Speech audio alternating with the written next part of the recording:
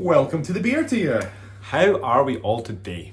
So for this month's beer tier episode, we actually have 3 pretty damn awesome questions. They are pretty good questions, and it's nice to get more than one question actually for a change. There was actually 4, but Ken, we're going to answer your first question. The second one, we're just going to go. I can't make that cool noise. It's the wink in the gun. First one was cool, it was giving me a popping noise. It's like a horse thing, right? It's like a tick. First one is from our man Drew. Is there a specific exercise that can help with posture? I try to remember to stand up straight, but most of the time I find myself slouching over. So for this one, we were going to transport you up and... We're going to go over there. Actually, before we do this main exercise, I would point out that yes, there is an exercise and we're going to show you it right now. However, posture is a habit and not necessarily a course of just going through an exercise. So if you're a natural sloucher, it doesn't matter if you do the best exercise ever, which we're about to show you. Yep. If you're constantly slouching, slumped forward, if you're constantly on your phone all the time or watching TV, then that will outdo any exercise that you ever do. Okay, so posture is a habit, and you should be reminding yourself on a daily basis to sit up tall. I notice it when I'm driving. Now I make sure I press my head against the rest because my posture is poor. If I can stand up straight, it's the fact I can do it. I'm like, this is the way I should be. So I've been making positive steps to do that. Now Yoka, when we did the Pilates, gave a very good tip because between sessions he was saying he goes and hops on his phone to do emails and he was lying on a sofa and he said to lie, now let me get this right, basically he was lying so his neck and shoulders were cradled, wasn't he? So he was then looking up at his phone because otherwise you can be here with your shoulders on the floor rather than your normal, rather than leaning forward. So that's a big tip. Another thing as well naturally is flexibility through the chest and shoulders, lower back flexibility as well with some stretches there and hip flexors. That's going to go a long way. Definitely. And without further ado, let's show you this cool exercise. It's called the wall angel.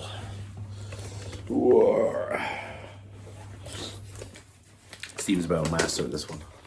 Gun flex first. Yep. Right, so what we're looking to do, in fact, can we come to this side ever so slightly, maybe come over here. Ooh, right, okay, that's good, Just point it down ever so slightly. That's it. Okay, so if I've got my back against the wall, then if I slide this hand behind my back, you can see my fingers. There they are, right there, okay? So you should have a natural curvature in your spine here, and you should have a slight gap here also, okay? So your bum and your tailbone are against the wall, then you have a slight gap in your lower back, your shoulder blades are flat against the wall, slight gap at your neck, and then your head's against the wall. Now what we do is we bring the hands and arms up to 90 degrees, so you can now come to the front. So from here, now they've got the same points of contact, your tailbone, your shoulder blades and your head, and your arms are at 90 degrees. And then what we're trying to do is then slide everything up without anything coming away from the wall. Yeah? So my posture is not perfect. If it was perfect, I'd be all the way up here, but if Rat pans the camera down, you'll see that my hips are now away from the wall. Yeah? Yep. So rather than being there, they're there. Okay? So that's not, so what you're trying to do is then slide up and then down, and it's a constant movement.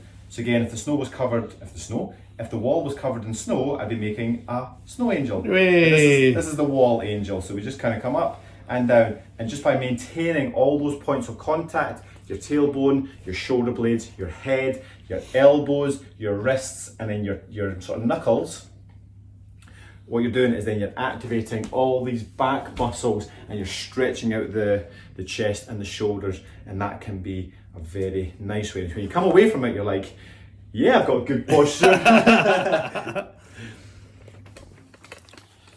Let's make sure we don't flash. Around slightly, so Welcome back.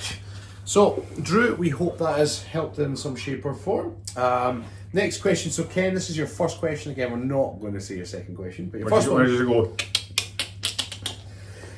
So, Ken's asking, after a weight loss, how long does it take to eliminate loose skin? I lost 70 pounds last year. Following you guys now, a little bit of loose skin on the belly. Should I just have planky time for an hour every day? When it comes to loose skin, unfortunately, depending on the severity of it, you can make small changes. But one of the best sort of go-tos is building the muscles up underneath. Anyone that has loose skin on their arms, by building up the biceps and the triceps, it pulls everything tighter. If it's loose skin across the belly, you could thicken up the abs. That would help pull everything tighter. Also looking at the quality of the food that you're eating. So you want to be building up collagen, and things like soup using sort of carcasses and whatnot. You get a lot of protein through animal the muscle, but also all the connective tissues. You're looking at cartilage and collagen and everything else. But you can actually buy protein powders now that are just collagen protein, and these can be very good for helping skin elasticity and whatnot as well. But look at the quality of your food. Make sure you're hydrated, make sure you're getting loads of vegetables going in, all the vitamins and minerals, balancing out, minimizing all the crappy foods, processed foods. You're probably doing that already because you have lost a serious amount of weight since following our programs. Yes, well done. So you're probably cutting out all that stuff anyway, but just tweak it a little bit more and think, right, as much healthy food as possible. Make sure you're hydrated and go for the collagen-based proteins. And then the last question is from Janice. So, do you approach weight loss plans differently for women and men? I know everyone is different, but I find it very frustrating when my husband and I do the same thing, cut out soda, and he drops 5 to 6 pounds and I only lose 1. So first and foremost, we tend to approach it pretty much with the same from the same angle. The difference, or one of the main differences between men and women, is that men have the hormone predominantly for building muscle and women have the hormone predominantly for storing fat. So right away, females are at a disadvantage hormonally. That's a fact. So when it comes to weight loss, it is easier chemically for a man to lose weight than a woman. Yep. Women are supposed to carry more body fat than men, plain and simple. But don't get frustrated with it. It's not competition. If your husband wasn't there and you were just doing it by yourself, you would do something like, right, great, I've dropped a pound, fantastic, let's move on to the next one. And often we can get a little bit of sort of negativity creeping in when we start to compare ourselves, and we almost think it's not fair because we're doing the same thing and they've lost more than me and everybody's different. In fact, even between Rab and I, we might be ever so slightly similar sizes and similar lifestyles, but actually we do something and we try and put on muscle, we both do the same thing. He puts on 3 pounds of muscle, I put on half a pound of muscle. And then we do something else to try and get lean. He gets shredded and I lose a tiny bit. So everybody, and literally every body, is different, but only ever compare yourself to you, to where you are, to when you've been at your best. Okay, so anytime you've gone through a period where you've been very consistent and you've got yourself in great shape, compare yourself now to compare to the mindset and what you did then. That's the best. Only ever compare yourself. Don't ever look at other people. Look at yourself. Keep making progress. That's all that matters. Don't get disheartened. Just keep moving forward. And in the space of a year, you'll be in awesome shape. So that was our questions for the beer tier this month, which was fantastic.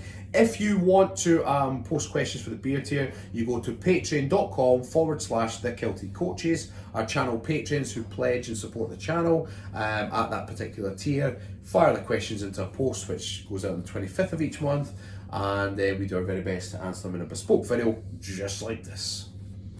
We'll see you in the next one. Till next one.